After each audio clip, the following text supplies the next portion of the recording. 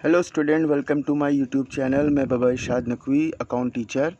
आज final account with adjustment का part 2 है और पार्ट 1 में मैं आपको adjustment, closing stock, outstanding expenses, prepaid expenses, accrued income, unaccrued income और डेप्रिसिएशन को डिटेल में बता चुका हूँ। आज उसके आगे की एडजस्टमेंट स्टार्ट करते हैं। चैनल को प्लीज़ जो है सब्सक्राइब ज़रूर करिए अगर सब्सक्राइब अभी तक नहीं किया है आपने। तो देखिए 6 एडजस्टमेंट पहले आपको बता चुका हूँ। अब है एडजस्टमेंट नंबर 7 में यहाँ पे है interest on loan. Interest on loan interest on loan का मतलब ये है कि लोन एक लायबिलिटी है और लोन पे एनुअल इंटरेस्ट हमको पेड करना है। तो अगर ये मेरी फर्म है और फर्म ने किसी से भी लोन लिया हुआ है, ये फर्म है, तो फर्म ने अगर कोई भी एक्सटर्नल बंदे से या किसी से भी लोन लिया हुआ है तो उस लोन का इंटरेस्ट उसको वापस करना होगा। ये लोन लिया हुआ है तो इंटरेस्ट उसको देना होगा। तो ये इंटरेस्ट ऑन लोन है, यानी फर्म की लायबिलिटी है, फर्म का उसके इंटरेस्ट देना है, तो फर्म के लिए लॉस होगा। तो फर्म के लिए लॉस होगा तो प्रॉफिट एंड लॉस अकाउंट के डेबिट साइड में लॉस करा जाएगा, क्योंकि प्रॉफिट से एडजस्ट किए जाते हैं एक्सपेंसेस। तो प्रॉफिट एंड लॉस में डेबिट साइड में। और लायबिलिटी अगर ये है तो बैलेंस शीट में लायबिलिटीज़ कॉलम में उसी लोन में ऐड कर दीजिए। ये लायबिलिटीज़ हुई और उसी लोन में जो आपका लोन है उसमें, तो लोन में ऐड कर दीजिए, यानी प्लस कर दीजिए इंटरेस्ट ऑन लोन। जैसे मान लीजिए कि ये ट्रायल बैलेंस है, क्वेश्चन दिया हुआ है, ये सॉल्यूशन है, trading and profit and loss account, इसके नीचे बैलेंस शीट है।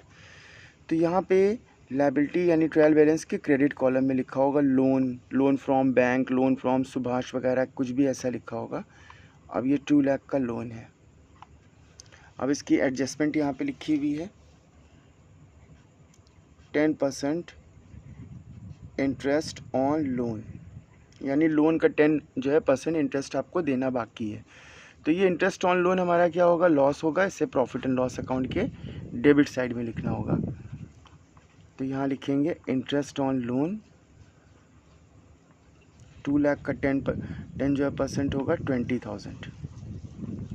और ये लोन मेरी लायबिलिटी होती है, तो लोन को हम यहाँ लिखेंगे। लोन फ्रॉम बैंक है, लोन या किसी पर्सन से लिया है, तो 2 लाख यहाँ लिखेंगे और 10% इसका जो अभी निकाला था, तो 10% इंटरेस्ट ऑन लोन, खाली इंटरेस्ट लिख दीजिए। तो यहाँ पे इंटरेस्ट लिख दे रहे हैं 20,000।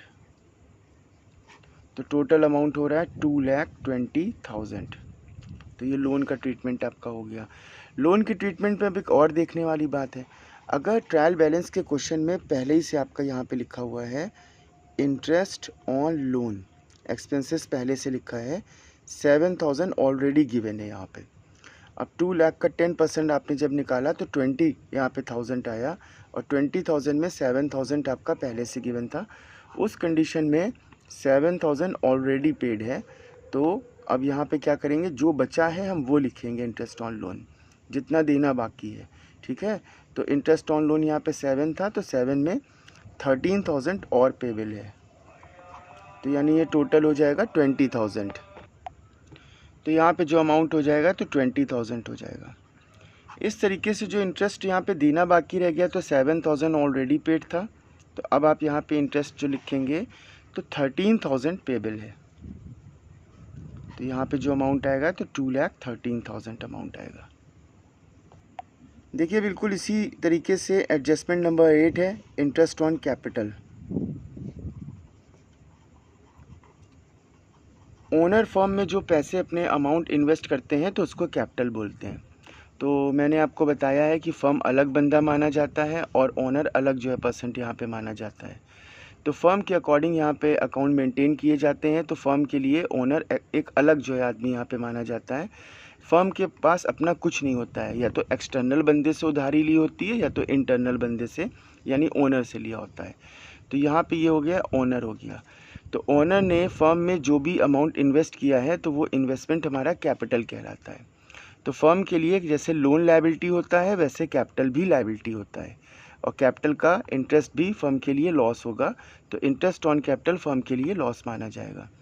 देखिए फिर से यहाँ बता दें कि फर्म अलग पर्सन माना जाता है और जो ओनर होता है वो अलग जो है यहाँ पे पर्सन माना जाता है। तो फर्म का अपना कुछ नहीं होता है, फर्म के अकॉर्डिंग अकाउंट मेंटेन करने होते हैं। तो फर्म अगर जैसे ओनर अपना अमाउंट क्लेम करेगा तो फर्म को उसका पैसा उसको वापस करना पड़ेगा, यानी जो कैपिटल का अमाउंट लगाया है। तो कैपिटल और लोन बिल्कुल एक मतलब कंडीशन अगर यहाँ दिख रहे हैं तो दोनों ही फर्म के लिए लायबिलिटी है। ये एक्सटर्नल मतलब पर्सन को देना है और ये इंटरनल बंदे को देना है अगर वाइंडिंग अप को मतलब कर रहे हैं, फर्म को क्लोज कर रहे हैं तो interest on loan, interest on capital दोनों ही फर्म के लिए एनुअल लॉस होंगे। तो इंटरेस्ट ऑन कैपिटल का पहला ट्रीटमेंट यहाँ पे ये है, प्रॉफिट एंड लॉस अकाउंट के डेबिट साइड में लिखा जाएगा। और दूसरा, बैलेंस शीट में लायबिलिटी कॉलम में आप जहाँ पे कैपिटल लिखते हैं तो उस कैपिटल में नेट प्रॉफिट से पहले इसको प्लस कर देंगे। यहाँ पे देखिए, जैसे मान लीजिए ये क्रेडिट साइड में कैपिटल लिखी हुई है और कैपिटल यहाँ पे लिखी हुई है 7 लाख की, ये 7 लाख की कैपिटल है और एडजस्टमेंट 8 यहाँ पे ये है। तो जैसे मानिए कि 8 में यहाँ पे लिखा है 10% इंटरेस्ट ऑन कैपिटल, ये 10 जो है % इंटरेस्ट ऑन कैपिटल लगाना है। तो इंटरेस्ट ऑन कैपिटल हमारा कैपिटल कितनी है 7 लाख, तो 7 लाख का जब इंटरेस्ट ऑन कैपिटल लगाएंगे तो 10% होगा इंटरेस्ट ऑन कैपिटल, 70,000 होगा 7 लाख। तो देखिए यहाँ पे लिखी कैपिटल, ये कैपिटल हो गई, 7 लाख की कैपिटल है यहाँ पे। सबसे पहले यहाँ पे इसका इंटरेस्ट हमने ऐड कर लिया, ये इंटरेस्ट ऑन कैपिटल है 70,000 का। अगर बिज़नेस का नेट प्रॉफिट है तो नेट प्रॉफिट भी ऐड कर लेंगे, जैसे 1 लाख का नेट प्रॉफिट हो रहा है जो प्रॉफिट एंड लॉस अकाउंट से निकलेगा। तो टोटल अमाउंट हमारा यहाँ पे कैपिटल कब हुआ 8,70,000। तो इंटरेस्ट ऑन कैपिटल का ट्रीटमेंट आपका ऐसे होगा। अब देखिए adjustment number 9, interest on deposit या इन्वेस्टमेंट। अगर फर्म ने कहीं भी बॉन्ड में पैसा लगाया है, कहीं भी डिपॉजिट किया है, कहीं भी कुछ भी पैसे जोड़े हैं, कहीं जमा किए हैं, तो जहाँ भी फर्म में जहाँ भी पैसे जमा किए हैं, जो भी अदर जो है कंपनी में जमा किए हैं, तो वहाँ से उसको इंटरेस्ट मिलेगा। तो फर्म के लिए ये बेनिफिट होगा। तो प्रॉफिट एंड लॉस अकाउंट के क्रेडिट साइड में लिखा जाएगा, क्योंकि इनकम अगर होगी तो क्रेडिट साइड में लिखेंगे। और दूसरा क्या होगा कि ये बैलेंस शीट में जो मेरा डिपॉजिट या इन्वेस्टमेंट होता है तो वो एसेट्स कॉलम में लिखा रहता है, तो एसेट्स में उसको प्लस कर देंगे। जैसे मान लीजिए कि यहाँ पे लिखा हुआ है इन्वेस्टमेंट, इन्वेस्टमेंट यहाँ पे 1 लाख रुपीज़ का लिखा है और एडजस्टमेंट नंबर 9 यहाँ पे लिखी हुई है 5% इंटरेस्ट ऑन इन्वेस्टमेंट। अभी मेरा प्रॉफिट होगा तो प्रॉफिट हमारा प्रॉफिट एंड लॉस अकाउंट के क्रेडिट साइड में लिखेंगे, इंटरेस्ट ऑन इन्वेस्टमेंट या डिपॉजिट किसी पे भी हो सकता है। इसे मार्केटेबल सिक्योरिटीज़ भी बोलते हैं, यानी मार्केट में एज अ सिक्योरिटी के तौर पे इन्वेस्टमेंट का जो सेकंड नेम होता है, मार्केट में सिक्योरिटी के तौर पे हमने पैसे ये डिपॉजिट कर दिए हैं। इन केस अगर हम इंसॉल्वेंट हो जाते हैं, दिवालिया हो जाते हैं, तो कहीं और मेरा पैसा एज अ सिक्योरिटी डिपॉजिट है, इसीलिए इसको बोलते हैं इंटरेस्ट ऑन इन्वेस्टमेंट। तो 1 लाख रुपीज़ का इन्वेस्टमेंट है और 5% इसका इंटरेस्ट है, तो 1 लाख का 5% होगा 5,000। अब जब ये बैलेंस शीट के एसेट्स कॉलम में लिखेंगे तो ये इन्वेस्टमेंट इधर लिखेंगे। एक तरीके से ये एक्रूड हुई। तो अब यहाँ पे जो मेरा इन्वेस्टमेंट था तो 1 लाख था, अब जो इसका इंटरेस्ट है तो इसका इंटरेस्ट ऑन इन्वेस्टमेंट 5,000 निकला था, तो ये एक्रूड इनकम की तरीके से इसे ट्रीट करिए, तो ये 1,05,000 हो गई। चलिए ये भी एडजस्टमेंट हो। अब आज की वीडियो में ये लास्ट है एडजस्टमेंट, इसके बाद वाली पार्ट 3rd में मैं बताऊंगा। तो ये है इंटरेस्ट ऑन ड्राइंग्स।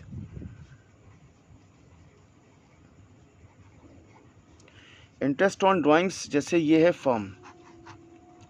अब फर्म को मैंने बताया कि अलग एक पर्सन के तौर पे ट्रीट किया जाता है, ओनर को अलग पर्सन के तौर पे ट्रीट किया जाता है। फर्म ने अगर कहीं भी कोई भी पैसे इन्वेस्टमेंट किए हैं, कोई भी पैसे कहीं डिपॉजिट किए हैं, तो इंटरेस्ट उसको रिसीव होगा, फर्म को उसका इंटरेस्ट रिसीव होगा।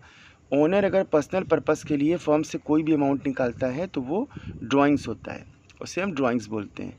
तो फर्म ये सोचता है कि वो अमाउंट हमने कहीं डिपॉजिट किया है, मतलब फर्म की निगाह में वो ड्राइंग्स ना मान के एक तरीके से डिपॉजिट माना जाता है, तो वो इंटरेस्ट ऑन ड्राइंग फर्म के लिए बेनिफिट माना जाएगा। बिल्कुल उसी जो है तरीके से जैसे आप इंटरेस्ट ऑन इन्वेस्टमेंट को मान रहे हैं।